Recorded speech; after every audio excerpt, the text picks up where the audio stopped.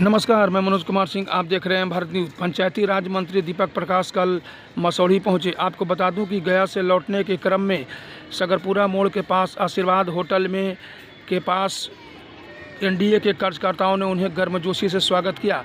NDA कार्यकर्ताओं में भाजपा के अजय शर्मा, राकेश कुमार, विजय यादव, एलजेपी नेता जितेंद्र कुमार, अनिल मुखिया, मई नेतल पंचायत समेत कई गणमान्य लोग इनके स्वागत में खड़े थे। आपको बता दूं कि पंचायती राज मंत्री दीपक प्रकाश ने पत्रकारों से रूबरू होने पर कहा कि पंचायती चुनाव समय पर संपन्न करा लिए जाएंगे। उन्होंने कहा कि पहली बार ईवीएम से 6 पदों के लिए वोट डाले जाएंगे, इससे बोगस वोटों में कमी आएगी। साथ ही साथ उन्होंने कहा कि जिला परिषद के खाली बने ज़मीनों पर मॉल या दुकान बनाकर लोगों में रोज़गार सृजन करना हमारी प्राथमिकता है। उन्होंने कहा कि पंचायती राज को सुधार के साथ साथ आगे बढ़ाने का काम हम करेंगे।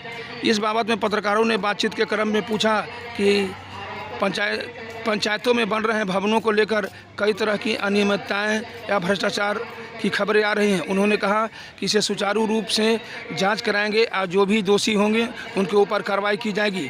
देखिए एक रिपोर्ट मनोज कुमार सिंह के साथ, एम भारत न्यूज़।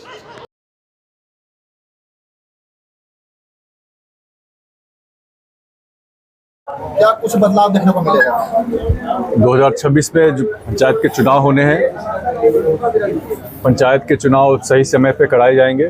2021 में जो पिछले चुनाव हुए थे, दिसंबर के महीने में जाकर चुनाव की प्रक्रिया पूरी हुई थी। उसी कार्यकाल को देखते हुए चुनाव सही समय पे कराए जाएंगे। इस वर्ष के चुनाव में चूँकि 10 वर्ष पूरे हो गए हैं आरक्षण के रोस्टर को लागू हुए हुए, तो आरक्षण के रोस्टर में बदलाव देखने को मिलेगा। चुनाव की प्रक्रिया फ्री एंड फेयर हो, लोगों का विश्वास बढ़े सिस्टम में, इसको लेकर निर्वाचन आयोग की तरफ से कई पहल किए जा रहे हैं। नई टेक्नोलॉजी का इस्तेमाल किया जाना है। बूथों पे मल्टी पोस्ट ईवीएम का इस्तेमाल होगा। सभी 6 पदों के लिए ईवीएम के माध्यम से वोट डाले जाएंगे। बूथ पे बोगस वोटिंग की समस्या ना हो, उसके लिए फेशियल रिकॉग्निशन की टेक्नोलॉजी का इस्तेमाल होगा। बोगस वोटिंग की समस्या नहीं होगी तो चुनाव के समय होने वाली हिंसा पे भी रोक लगेगी।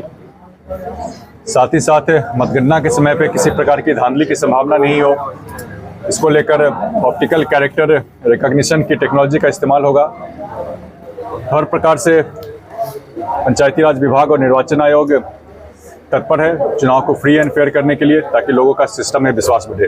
ग्रामीण रोजगार और नल जल के लिए क्या किया जाएगा? और नल जल की योजना सीधे तौर पे पंचायती राज विभाग के तहत नहीं आती है, पीएचडी के तहत आती है। तो पीएचडी विभाग उस काम को कर रहा है बखूबी।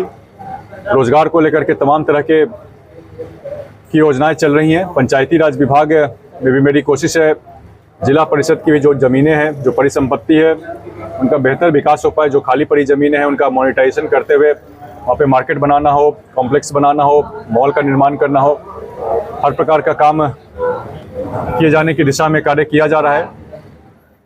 इन सभी चीज़ों से रोजगार का सृजन होगा और पंचायती राज विभाग का भी आय का स्रोत बढ़ेगा। हमेशा देख रहे हैं कि प्रमुख का चुनाव है जो पंचायत समिति करता है, तो इस बार क्या?